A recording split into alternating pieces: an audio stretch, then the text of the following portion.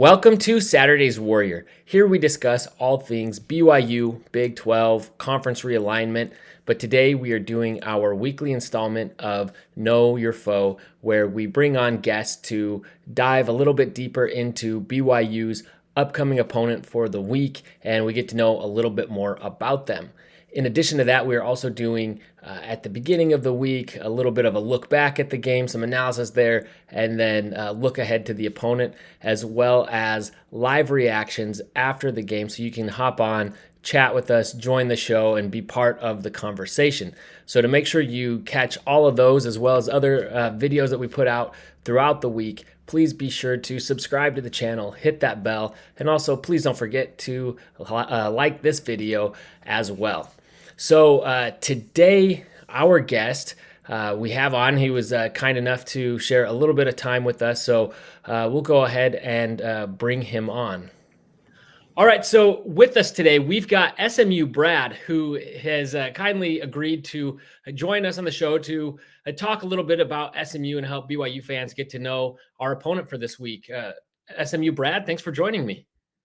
Yeah, Trevor, it's my pleasure, and it was really kind of you to offer me a pittance for coming on your show, but I of course turned it down, as I've all the money in the world, quite honestly. I appreciate it. I know you've got a lot of important things to be doing right now, so I appreciate you taking the time to join us on the show and give us a little bit of insight into what makes SMU such a special program. We all know that definitely a program that has had its moments throughout history, has had some definitely high highs, and lately has been in the AAC, but you're now joining the ACC. Can you talk about that a little bit? Oh, well, it's so great to finally be where we belong. I would say that no team in the nation has earned their spot in the Power Three quite like SMU has. It's really nice to be acknowledged for the sleeping giant that we truly are. And if we had to forego 9 years of revenue sharing, so be it. It's a small price to pay for some welcome recognition. Yeah, certainly. So tell us about being in the ACC and what you look forward to this season. Well, I look forward to winning the whole thing, obviously. Yeah, of course. We're going to win the whole thing. The league is it's both the best league in the nation and so terrible that we're going to win every game. I mean, that appears very obvious after week 0 and week 1. I really look forward to packing out the Ford as we so often do, having lots of running toilets and cold water available during those hot weather games, and just completely running the table. The Nevada game doesn't worry me at all. In fact, it made me even more confident. There's never been a more Atlantic school than SMU in the heart of Dallas, and it's about time that we got to wear the crown. Perfect. Great. Yeah. So you mentioned the game against Nevada last week. Obviously, you had a much better showing. So what makes you feel confident going into this week with against BYU? Well, I'll tell you what makes me feel confident, and it is an age-old a hatred that has been brewing in us ever since the 1980s. This is a little bit before your time, Trevor, but there was a little bowl called the Holiday Bowl back in the day. Okay, it was SMU's. We had it. We were basically national champions. I mean, let's be honest about it. And in comes Jim McMahon out of nowhere, snatching a victory out of the jaws of defeat, and that's something, Trevor, that we have never forgotten. Okay, that's something that it doesn't. No amount of cocaine can erase the memory of that hurt. Okay, and that's something that we're really looking to get on the right side of this time around. We're the power conference school. You're coming in here from the G5 Big 12. This is something that I'm really excited about, getting back on the right side of history, as it were. Okay.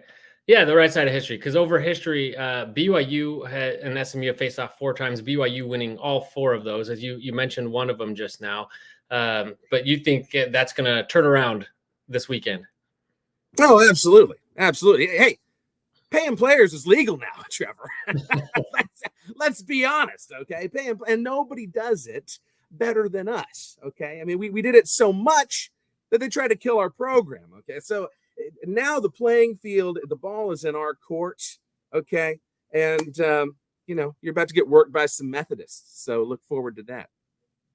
Okay, so a lot to look forward to this weekend. Thank you. So, tell me a little bit about SMU. Are there any traditions or things that fans that might be attending that game at SMU should be aware of, or anything that really stands out to visitors?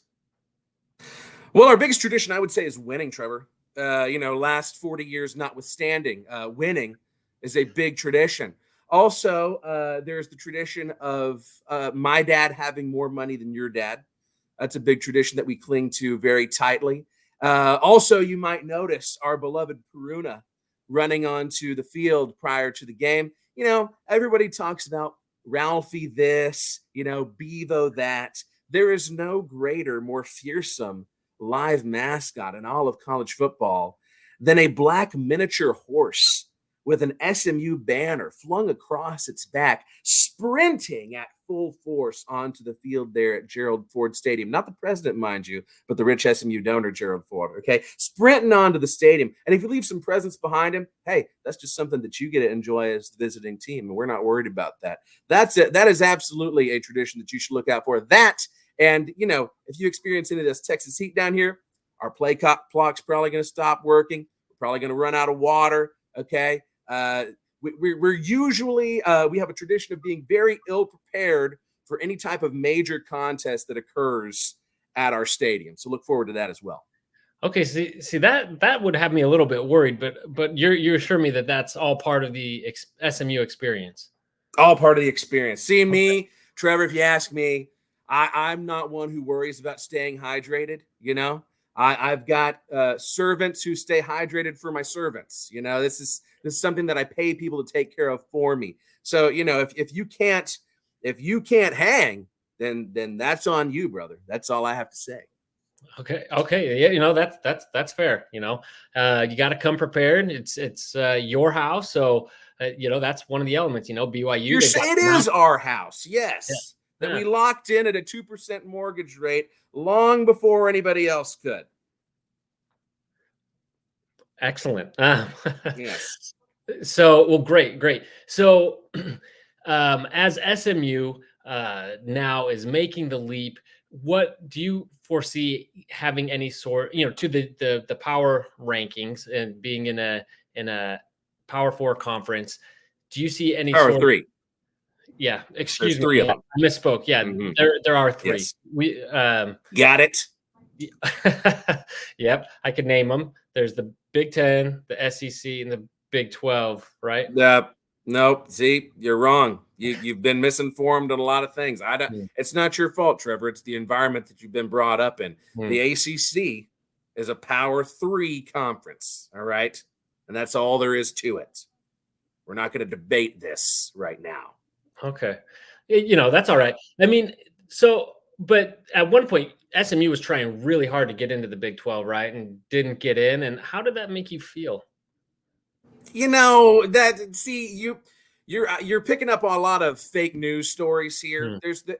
I would like to see your sources about how we were trying to get into the Big 12, and that's someplace that we really wanted to be. That's unsubstantiated rumors as far as I'm concerned. All those other former Southwest Conference schools, they were holding us back, okay? They're the reason that everything went awry back in the 80s and 90s. Okay, we don't need to have anything to do with any of them. We're where we're supposed to be, where we have earned a spot. Okay, the Big 12 was too short-sighted, too foolish to ever see the intrinsic value that we bring. The eyeballs on the TV screens, man, they couldn't see that, and that's why Billy Yormark or whatever his name is, he's got y'all you just scratching and surviving, cobbling together a bunch of, let's face it, garbage programs to try and make a conference. Whenever the Big 12 falls apart, y'all are going to be trying to get into the ACC. That's what's going to happen. Okay. So who do you see as being your new rival in the ACC? Well, obviously Florida State and Clemson. You got to pick the teams that you're going to be competing for that top spot with. Miami's looking pretty good so far, going into the swamp and just absolutely stomping the life out of the Gators. I mean, there's a potential rival right there. And let it be known that there is no lower form of life in the universe than a TCU fan. That's really as low as it possibly gets. I'm glad they're canceling that series because they're scared of us, Trevor. They're scared of losing to the giant that is SMU. So good riddance is what I say. Yeah, I can see that. So, yeah, talking about your traditional rivalry. So, do you think any of those from the old Southwest, or do you still consider them rivals, or is that just all kind of in the past?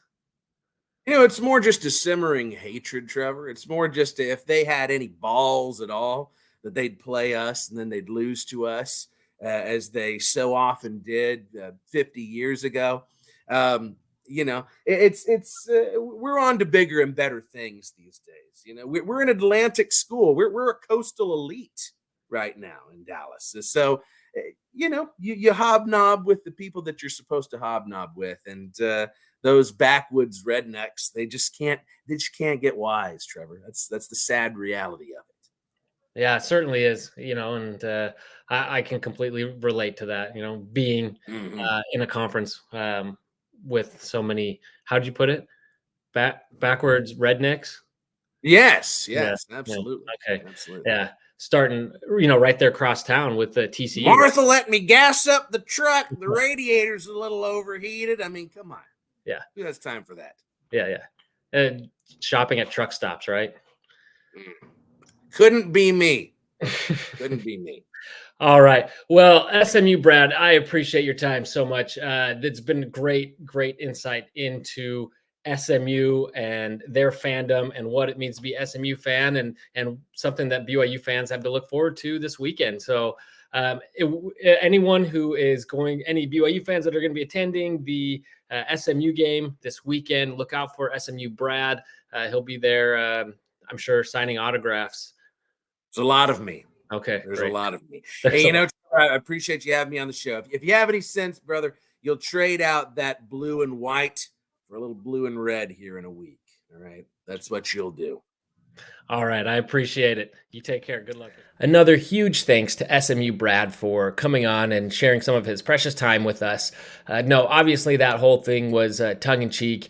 Clint Foster, who has been on the program before, he's actually a TCU fan, but he does these funny videos. He makes fun of, he generally does Big 12, but he makes fun of everybody. He kind of does these personifications of each of the schools, making fun of, including BYU. So, if you're an SMU fan and you've stumbled across this, please don't be too offended by it. But also, I really struggled this week in finding someone to come on and do an actual deep dive for SMU. So we thought we'd have a little bit of fun with it. But if you do know somebody that would like to come on and kind of give a fair representation of SMU, then please let me know in the comments. I'd love to have them on and have an actual conversation about the program. However, this personification that Clint does, prior to this whole last wave of realignment, I really did not have much of an opinion of SMU. I did not know a whole lot about the program other than the limited interactions that, or I guess games that BYU has had with them over the years. Primarily the Miracle Bowl, which was huge. BYU, of course, going 4-0 in those few games against SMU, most recently in the New Mexico Bowl. So I didn't have much of an opinion. I knew they were kind of considered after BYU and the other those three American schools were admitted to the Big 12. There was a lot of talk about, well, who would be the next schools in? Who are the next four? And SMU was one of those, along with Memphis, South Florida, and I can't remember who else now off the top of my head. But San Diego State, Boise State, all those schools are in there, and SMU is in that mix. And that didn't completely bother me. I thought, well, I don't know if we need another school in Texas, but another private religious institution that already had deep ties and rivalries with several other schools in the conference. I thought, that's great. And at that time, we didn't have other Western schools for BYU. So I thought at least Texas isn't really that much farther east. And so for me, I didn't see a huge issue. But since then, especially with SMU going to the ACC and this whole war of Big 12 versus ACC and seeing all that play out on social media, man, SMU fans, and I know this is a limited amount, this isn't a representation of everybody, but they really are obnoxious, a bit insufferable, what I've seen. Got it? And you guys all know who I'm talking about and have seen the same things. And so I kind of see why these other schools in Texas don't like SMU.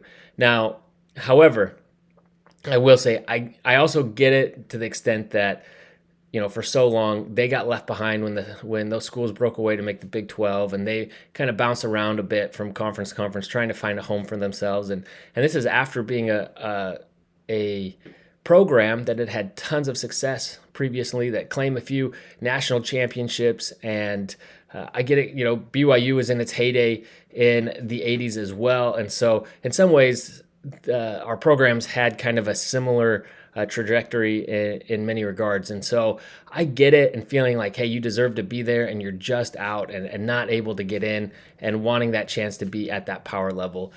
So I understand some of that frustration from that fan base. So to be fair, there is that side of it. But it is interesting to see how it's all playing out, especially now with that, ACC is better than the Big 12. Having said that, looking to this game with BYU, this feels like one that BYU really needs.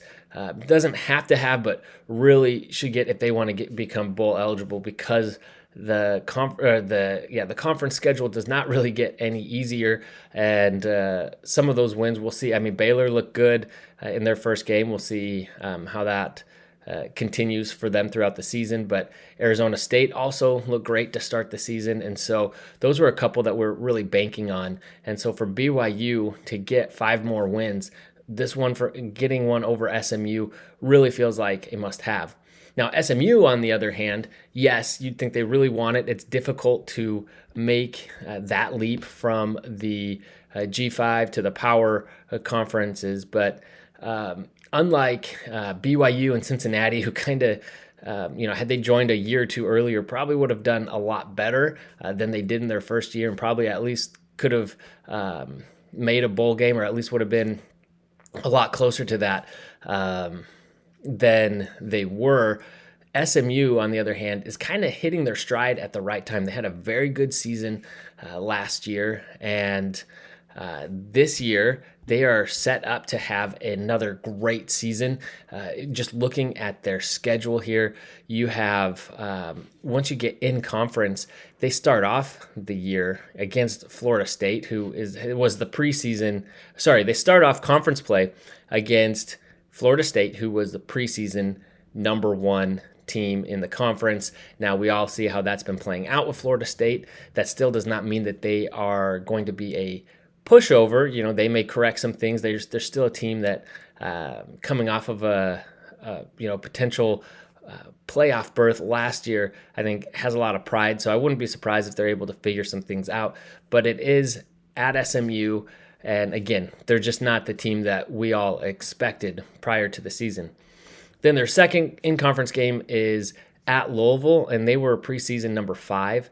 But then you go through the rest of the schedule, and you look at the rest of these teams, and you have Stanford was 17 out of 17, Duke was 11, Pitt 13, BC was 14. Now, they did just beat Florida State, but that might say more about the Seminoles than it does Boston College. And then 16, you have UVA, and so second, from the bottom. And then 10, you've got, or Cal you have, and they were preseason ranking number 10. And so that gives us an overall average of all their conference opponents of 10.8. So that goes to show their schedule is actually set up very nicely for them to go into the ACC in year 1 and continue to have some success. So this does not feel like a game that SMU has to have, but also knowing that once they get in conference, anything could happen. They certainly want to have a great showing their first year in the ACC and really build upon the success they had last year. So I think they will come in. They had an early scare in the season, and I think that they're probably figuring some things out, and I'm sure that they've corrected for some things to make sure that that doesn't happen again. So this is by no means going to be an easy opponent. So looking at last year, as we talked about, they ranked really high in a lot of categories. You look at their scoring offense, they were 10th in yards per game, 18th.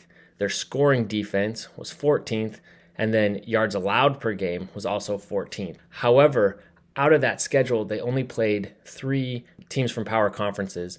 It was Oklahoma, which they were a very good team, and then TCU, who didn't make a bowl game, and then Boston College in their bowl game. But still, it was Boston College. And so comparing their stats over those 3 games against power conference teams to their overall season average, you see it took a big hit. Look at their scoring offense dropped drastically.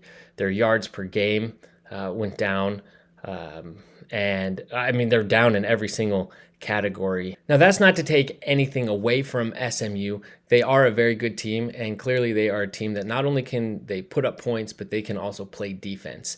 But I think it does suggest that going up against teams that are bigger and more physical, that they could struggle to put up points. And so I think that's got to be in BYU's defensive game plan, especially as we could all see this last week that BYU really has put on a lot of size, a lot of muscle, and the physicality of the defense. They seem locked in and really doing well, hitting their stride going into year 2 of Jay Hill's defense. And so I like to think that BYU's defense will be able to throw SMU out of sync a little bit.